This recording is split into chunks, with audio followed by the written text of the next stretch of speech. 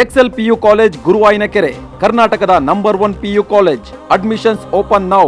ಮಾಜಿ CM BS ಯಡಿಯೂರಪ್ಪರವರನ್ನ BL Santosh ಭೇಟಿಯಾಗಿದ್ದಾರೆ. ಬಿಜೆಪಿ ಸಂಘಟನಾ ಪ್ರಧಾನ ಕಾರ್ಯದರ್ಶಿ ಬಿಎಲ್ ಸಂತೋಷ್ ಅವರು ಅಭಿಮಾನೋತ್ಸವ ಮುಗಿದ ಮೇಲೂ ಕೂಡ ನೀವು ಆಕ್ಟಿವ್ ಆಗಿಯೇ ಇರಿ ಅಂತೇಳಿ ಈ ಸಂದರ್ಭದಲ್ಲಿ ಅವರಿಗೆ ಮನವಿಯನ್ನ ಮಾಡಿರುವಂಥದ್ದು. ಬಿಎಸ್ ಯಡಿಯೂರಪ್ಪನವರ ನಿವಾಸದಲ್ಲಿಯೇ ಭೇಟಿಯಾಗಿ ಚರ್ಚೆಯನ್ನ ನಡೆಸಿರುವಂಥದ್ದು. ಪಕ್ಷ ಸಂಘಟನೆಗೆ ನೀವು ಇನ್ನಷ್ಟು ಶಕ್ತಿಯನ್ನ ತುಂಬಬೇಕು ಹೀಗಂತೇಳಿ ಮಾಜಿ ಸಿಎಂ ಬಿಎಸ್ ಯಡಿಯೂರಪ್ಪನವರಿಗೆ ಬಿಜೆಪಿ ಸಂಘಟನಾ ಕಾರ್ಯದರ್ಶಿಯಾಗಿರುವಂತಹ ಬಿಎಲ್ ಸಂತೋಷ್ ಅವರು ಮನವಿಯನ್ನ ಮಾಡಿದ್ದಾರೆ. ಇದೇ ತಿಂಗಳಲ್ಲಿ ಚಿತ್ರದುರ್ಗದಲ್ಲಿ ಅಭಿಮಾನೋತ್ಸವ ಕಾರ್ಯಕ್ರಮವನ್ನು ರಾಜ್ಯ ಬಿಜೆಪಿ ಘಟಕದಿಂದ ಹಮ್ಮಿಕೊಳ್ಳಲಾಗಿದೆ. ಬಿಎಸ್ ಯಡಿಯೂರಪ್ಪನವರಿಗೆ ಅವರು ಸಾರ್ಥಕ 50 ವರ್ಷಗಳನ್ನು ರಾಜ್ಯ ರಾಜಕಾರಣದಲ್ಲಿ ಪೂರೈಸಿರುವಂಥದ್ದು. ಈ ಹಿನ್ನೆಲೆಯಲ್ಲಿ ಅವರಿಗೆ ಸತ್ಕರಿಸುವ ನಿಟ್ಟಿನಲ್ಲಿ ರಾಜ್ಯ ಬಿಜೆಪಿ ಘಟಕದಿಂದ ಬಿಎಸ್ ಯಡಿಯೂರಪ್ಪ ಅಭಿಮಾನೋತ್ಸವ ಕಾರ್ಯಕ್ರಮವನ್ನು ಕೋಟೆನಾಡು ಚಿತ್ರದುರ್ಗದಲ್ಲಿ ಸಂಘಟನೆ ಮಾಡ್ತಾ ಇರುವಂಥದ್ದು, ಅಲ್ಲಿ ಕಾರ್ಯಕ್ರಮವನ್ನು ನಡೆಸ್ತಾ ಇರುವಂಥದ್ದು.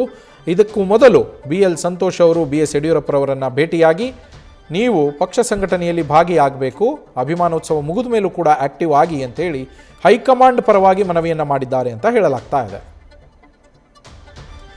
ನಮ್ಮ ಪೊಲಿಟಿಕಲ್ ಕರೆಸ್ಪಾಂಡೆಂಟ್ ಗಣಪತಿ ಲೈವ್ನಲ್ಲಿ ಜಾಯಿನ್ ಆಗಿದ್ದಾರೆ. ಗಣಪತಿ, ಬಿಎಸ್ ಯಡಿಯೂರಪ್ಪರವರನ್ನ ಬಿಎಲ್ ಸಂತೋಷ್ ಅವರು ಭೇಟಿಯಾಗಿರುವಂಥದ್ದು. ಈ ಸಂದರ್ಭದಲ್ಲಿ ನೀವು ಅಭಿಮಾನೋತ್ಸವ ಮುಗಿದ ಮೇಲೂ ಕೂಡ ಆಕ್ಟಿವ್ ಆಗಿಯೇ ಇರಿ ಅಂತೇಳಿ ಮನವಿಯನ್ನ ಮಾಡಿರುವಂಥದ್ದು. ಇದರ ಹಿಂದೆ ಹೈಕಮಾಂಡ್ನ ಲೆಕ್ಕಾಚಾರ ಏನು ಗಣಪತಿ?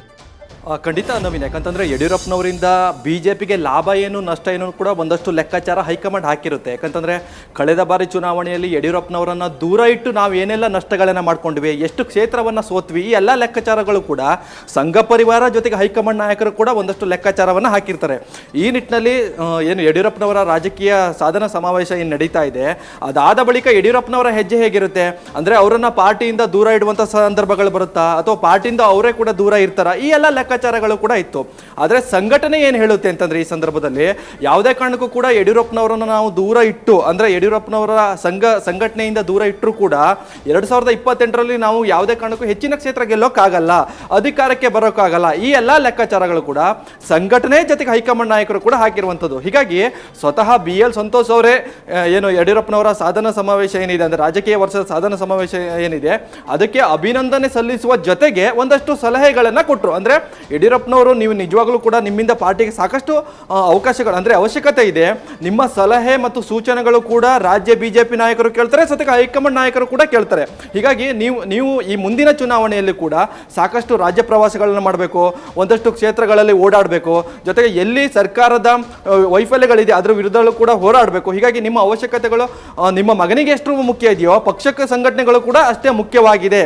ಈ ಲೆಕ್ಕಾಚಾರ ಇಟ್ಕೊಂಡು ಈಗಾಗಲೇ ಬಿಎಲ್ ಸಂತೋಷ್ ಅವರು ಯಡಿಯೂರಪ್ಪನವರ ಜೊತೆಗೆ ಒಂದಷ್ಟು ಮಾತುಕತೆಯನ್ನು ಮಾಡಿದ್ದಾರೆ. ಹೀಗಾಗಿ ಯಡಿಯೂರಪ್ಪನವರಿಗೆ ಇದೊಂದು ರೀತಿ ಬೂಸ್ಟ್ ಕೂಡ ಆಗಿರುವಂಥದ್ದು. ಯಾಕಂತಂದರೆ ಎಲ್ಲೊಂದು ಕಡೆ ಯಡಿಯೂರಪ್ಪನವರನ್ನು 2023ರ ಚುನಾವಣೆ ಬಳಿಕ ಸಂಘಟನೆಗಳು ಹೇಗೆ ನಡೆಸ್ಕೊಳ್ತು, ಜೊತೆಗೆ ಸಂಘ ಪರಿವಾರ ಅವರನ್ನು ಹೇಗೆ ನಡೆಸ್ಕೊಳ್ತು ಕೂಡ ಸಾಕಷ್ಟು ಲೆಕ್ಕಾಚಾರ ಹಾಕಬೇಕಾಗುತ್ತೆ. ಹೀಗಾಗಿ ಹೈಕಮಾಂಡ್ ನಾಯಕರಿಗೆ ಈಗಲೂ ಕೂಡ ಅಂದರೆ ಯಡಿಯೂರಪ್ಪನವರ ರಾಜಕೀಯ ಸಮಾವೇಶ ಮುಗಿದ್ರೂ ಕೂಡ ಅವರ ಅವಶ್ಯಕತೆ ಇನ್ನೂ ಇದೆ ಅನ್ನೋದು ಕೂಡ ಒಂದಷ್ಟು ಲೆಕ್ಕಾಚಾರದ ಮೇಲೆ ಈಗಾಗಲೇ ಸ್ವತಃ ಸಂಘ ಪರಿವಾರವೇ ಅವರ ಮನೆಗೆ ಹೋಗಿ ಅಂದರೆ ಯಡಿಯೂರಪ್ಪನವರ ಅವಶ್ಯಕತೆ ಎಷ್ಟರ ಮಟ್ಟಿಗೆ ಇದೆ ಅನ್ನೋದು ಕೂಡ ಒಂದಷ್ಟು ಲೆಕ್ಕಾಚಾರ ಹಾಕಿ ಅವರನ್ನು ಮುಂದಿನ ದಿನಗಳಲ್ಲೂ ಕೂಡ ಅಂದರೆ ಮುಂಬರುವ 2028ರ ಚುನಾವಣೆಯಲ್ಲೂ ಕೂಡ ಬಳಸ್ಕೊಳ್ಳಿಕ್ಕೆ ಒಂದಷ್ಟು ಪ್ಲಾನ್ ಕೂಡ ಮಾಡಿರುವಂಥದ್ದು. Naveen, thank you Ganapati. News first ನಿರ್ಭೀತಿಯಿಂದ ನಿಮ್ಮ ಪರವಾಗಿ.